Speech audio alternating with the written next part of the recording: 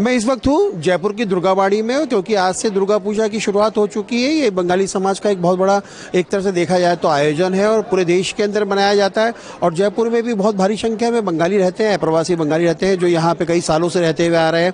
और क्योंकि आप देख सकते हैं यहाँ पर दर्शन करने के लिए कई जो बंगाली समाज के लोग हैं, इसके अलावा भी और समाज के लोग यहाँ पर पूजा पाठ करने के लिए आए हैं। और क्योंकि ये जो 4 दिन का जो त्यौहार है, उस त्यौहार को जो है बंगाली समाज बड़ी धूमधाम से मनाता है। क्योंकि कलकत्ता की अगर बात की जाए तो कलकत्ता के अंदर में अगर भारत जो यूनेस्को है उससे दुर्गा पूजा को एक वर्ल्ड हेरिटेज के रूप में मान्यता दी है। और कोलकाता के अंदर में तकरीबन 10 दिन का अवकाश रहता है दुर्गा पूजा के लिए, क्योंकि जयपुर है, जयपुर के अंदर दुर्गा पूजा, क्योंकि यहाँ पे भी बंगाली समाज के कई लोग रहते हैं। तो आज हम बात करेंगे पंडित जी से, जो क्योंकि दुर्गा पूजा की विधिवत शुरुआत हो चुकी है, और पंडित जी से जानेंगे कि आज इस बार जो है दुर्गा पूजा स्टार्ट तो हुई है, क्योंकि 2 नवरात्रों यानी एक तरह से देखा जाए तो 2 तिथियों का बढ़त भी हुई है साथ में। पंडित जी आपका स्वागत है। सबसे पहले तो आपको दुर्गा पूजा की हार्दिक शुभकामनाएं। मेरा पहला सवाल ये है कि दुर्गा पूजा की अब की बार थोड़ी तिथियों में थोड़ा सा वो हुआ है, तिथियों में मतलब समय में जैसे अपन सप्तमी का पूजा सुबह से करते हैं हर साल, वो कल क्या हुआ, रात को करना पड़ा 4 बजे से। तिथि के अनुसार करना पड़ता है ये पूजा, ऐसे तो होता नहीं पूजा।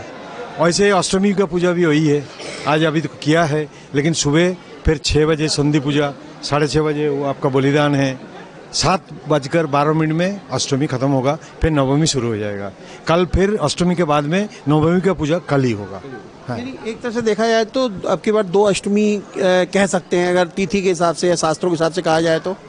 टाइम देखिए, अपना सूर्योदय इस टाइम जो है ना 5:42 में हो रहा है, और अपने 7:12 तक अष्टमी है। तो आप तो सूर्योदय में मानेंगे, क्योंकि अपन सूर्योदय के हिसाब से चलते हैं, तो मान सकता है 2 दिन कोई।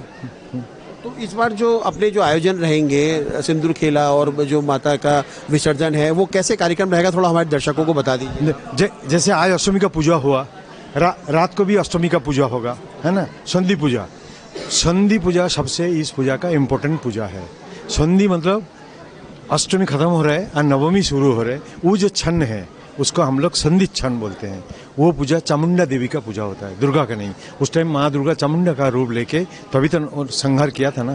दुर्गा देवी तो संहार नहीं करती है, चामुंडा का रूप से उन्होंने संहार किया।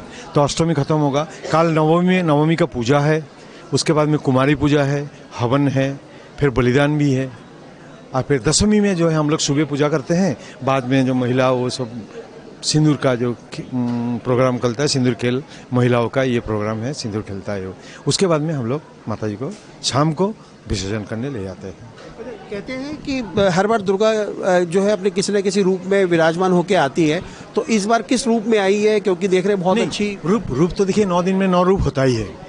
बात ये है कि वो किस में आई है बैठ के, इस बार किस में आई? तो वो जो आई है ना, उसमें मतलब फल खराब है, छत्रभंग है, मतलब अच्छी नहीं है। और जो जाएगी वो भी अच्छी नहीं है, उसमें मड़क। तो इसका क्या शास्त्रों पे क्या प्रभाव पड़ेगा? शास्त्रों का यही है, मतलब इस पे बहुत कुछ डिपेंड करता है। आज आप लोग देख रहे हैं समय का क्या चल रहा है, तो उसी हिसाब से उनका भी कुछ है, जो आगे जो इसका जो रिजल्ट खराब मिलेगा।